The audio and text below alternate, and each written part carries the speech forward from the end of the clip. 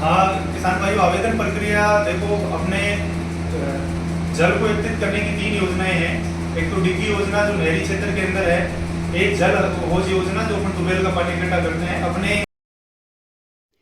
किसान साथियों, राम राम, नमस्कार। आज इस वीडियो में किसानों के लिए बहुत ही फायदेमंद व सरकारी योजना से कैसे फायदा लें इसके बारे में बताऊंगा। आप वीडियो को पूरा देखें, जिसमें आपको फार्म भरने से लेकर फार्म पास होने व सब्सिडी के बारे में बताऊंगा। कृपया यह वीडियो शेयर जरूर करें ताकि ज्यादा से ज्यादा किसानों को फायदा मिल सके। किसान साथियों, मैं धर्माराम मात्रा, कार्यालय संयुक्त निदेशक कृषि विस्तार, जिला परिषद फलोदी में आया हुआ हूँ। किसान साथियों, आज का इस वीडियो को बनाने का मकसद है, जो तलाई के अंदर पानी इकट्ठा करने के लिए बरसात में हौज बनाया जाता है, गवर्नमेंट की अच्छी योजना चल रही है किसान साथियों। उसके लिए मैं आज आपको किसान साथियों तक बढ़िया कृषि अधिकारी से बात करके मैं आपको अच्छे से सूचना सुनाऊँगा। और आगे देखें विस्तार से वीडियो में हौज के बारे में अच्छी जानकारी। अब हम चलते हैं ऑफिस के अंदर और सर से बात करेंगे और जो भी सरकारी योजना है इसके बारे में, स्पेशल तौर पर हौज के बारे में बात करेंगे आज, जो अपन खेत के अंदर बरसाती पानी इकट्ठा होने के लिए बनाते हैं।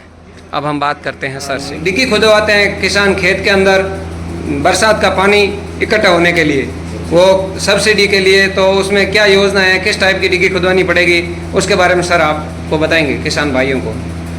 नमस्कार सभी किसान भाइयों को मेरा राम राम साहब। मैं सहायक कृषि अधिकारी हाउस है। देखिए किसान भाइयों, मैं आपको खेत तलाई योजना के बारे में संक्षिप्त विवरण दे रहा हूँ। अभी फलोदी जिला अपना अलग जिला बन चुका है और अपने जिले के टारगेट अलग खेत तलाई के निर्धारित होंगे। जैसे ही टारगेट निर्धारित होंगे वैसे लॉटरी सिस्टम से किसानों का चयन किया जाएगा।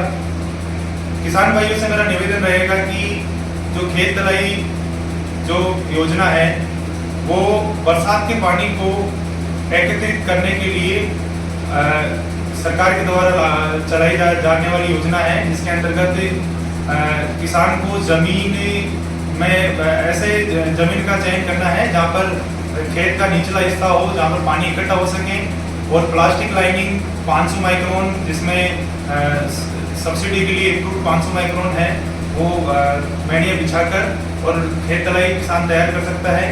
इसके अंतर्गत किसानों से निवेदन रहेगा कि जो खेत तलाई जो बनानी है वो जमीन के लेवल पर बनानी है। यहाँ पर कुछ फार्मर हाइट पर लेकर खेत तलाई को बनाते हैं, तो हाइट में पानी वर्षा का पानी एकत्रित नहीं होगा। इससे जमीन के लेवल पर बनाएं ताकि किसानों को अनुदान देने में विभाग को असुविधा नहीं हो, आसानी से किसान को अनुदान मिल सके।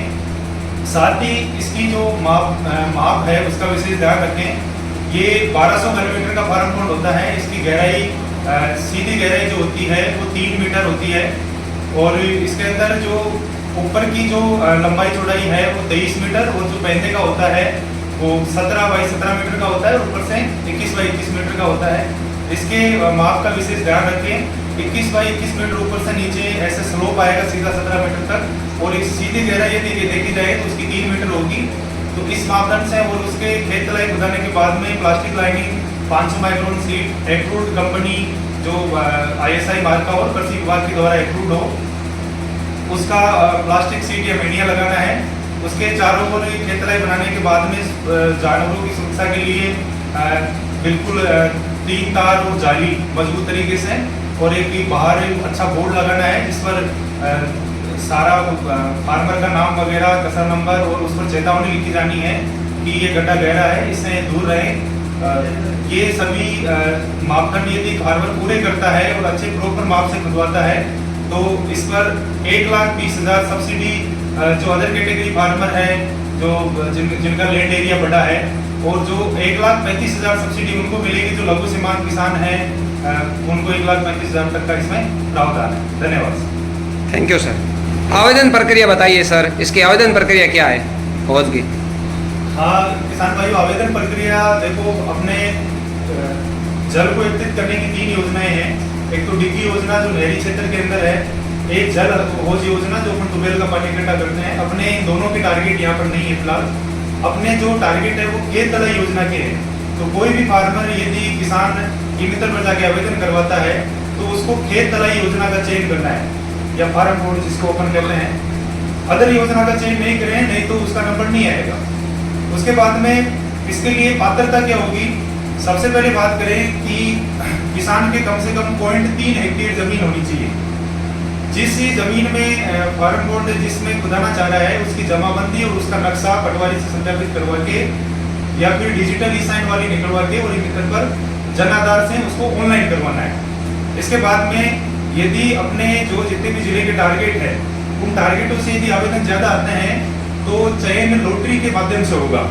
लॉटरी के माध्यम से चयन होने के बाद में संबंधित जो हमारे विभाग के कृषि पर्यवेक्षक है वो किसान से प्री वेरिफिकेशन के लिए संपर्क करेंगे। उस समय आपको प्री वेरिफिकेशन करवाना है और प्री वेरिफिकेशन में वो एरिया निर्धारित होगा जहाँ पर खेत का सबसे नीचे वाला स्थान है जहाँ पर बरसात का पानी इकट्ठा हो सके। इसके बाद में प्री वेरिफिकेशन के बाद में विभाग के द्वारा प्रशासनिक स्वीकृति जारी होगी, जिसके बाद में फार्मर को मापदंड हमारे विभाग के द्वारा और बता दिए जाते हैं कि किस प्रकार आपको खुदवाना है।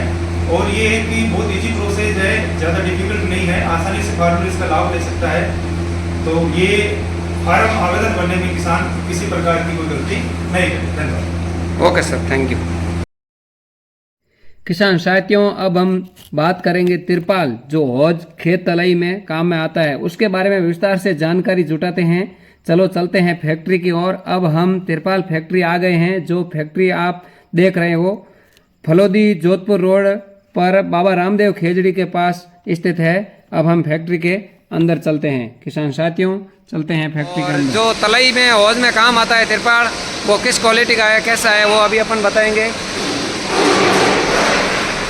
ये तिरपाल की फैक्ट्री है, मशीनें लगी हुई है और 500 माइक्रोन का जो तिरपाल होता है वो हौज में काम आता है, वो गवर्नमेंट की तरफ से अप्रूव्ड होता है। तो आज हम फैक्ट्री मालिक से बात करेंगे और बताएंगे किस प्रकार की क्वालिटी है, क्या माल भाव है।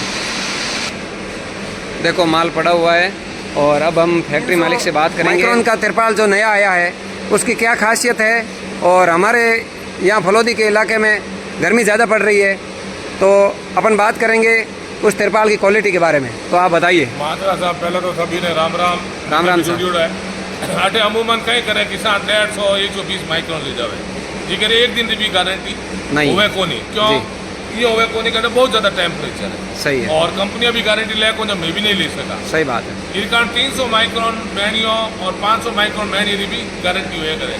300 माइक्रोन मैनियो 3 साल हिप्पो कंपनी रो अटे मैंने 3 साल में काफ़ी कुछ देखो हीकण मिला, कई ठोकरूँ ठीक है, नया नया दाग कई चीज़ों। हिप्पो कंपनी रो 3 साल मैनियो अठे आराम चल रही है, 3 4 साल हो गया हिप्पो कंपनी रो। और बाद में कंपनी रो मैनियो आयो है जो आप देख लो, वह गुलाबी कलर है और है वाइट कलर वालों और प्योर एलडी है। उहे जो मैनियो में हिप्पो में दूसरे कंपनी धागो आए कर धागे में एलडी पर लेमिनेशन हो करे और मैनियो आप देख सको और थोड़ा बदौर की बात हमारी लागी है और प्योर एलडी है और प्योर एलडी ये पूरा एलडी का रोल है।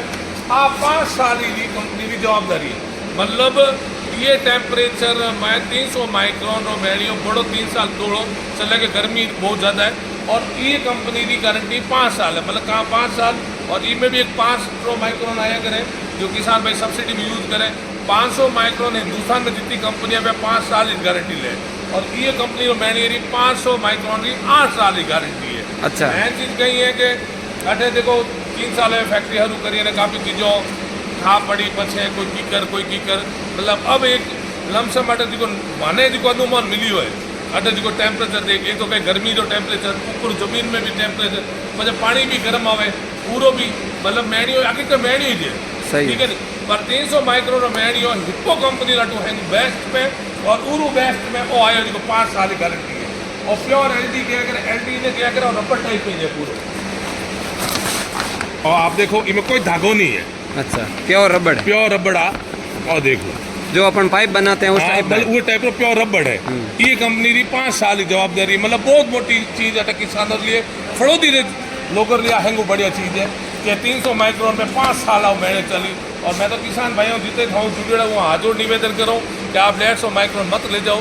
150 माइक्रोन का कोई इजारा ले ट्यूबवेल साल भर चलाओ जिक्र लिया करे, कम कम 300 माइक्रोन लो।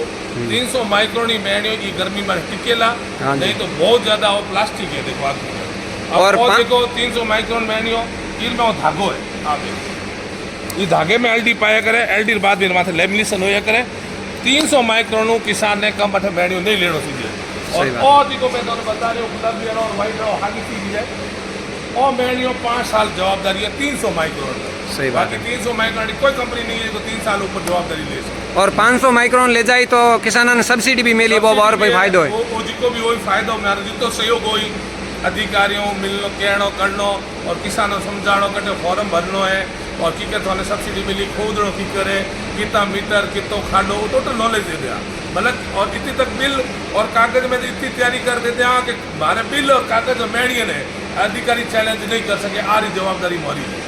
धन्यवाद। ठीक है साहब, धन्यवाद किसान साथियों, आज रे इन वीडियो में आपने जानकारी कितनी बढ़िया लगी और बढ़िया लगी हुए तो ज़्यादा से ज़्यादा लाइक करना है, शेयर करना है और यूट्यूब चैनल ने सब्सक्राइब करना है, फेसबुक पेज ने फॉलो करना है और ज़्यादा से ज़्यादा नए किसानों तक भरपूर शेयर करना है। किसान साथियों, आज के इस वीडियो में बस इतना ही। फिर मिलेंगे एक और नई वीडियो के साथ। किसानों के हित की जानकारी के लिए हमेशा तत्पर रहूँगा। तब तक राम राम, नमस्कार, जय हिंद।